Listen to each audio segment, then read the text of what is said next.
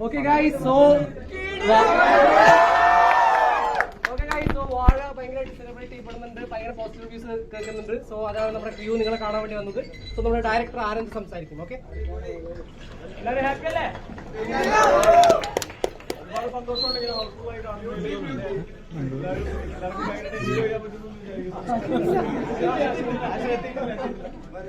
നമുക്കിവിടെ എല്ലാവരെയും പരിചയമുണ്ടെന്ന് വിചാരിക്കുമ്പോൾ ഞാൻ എന്നാലും ഒന്നുകൂടെ ചേട്ടൻ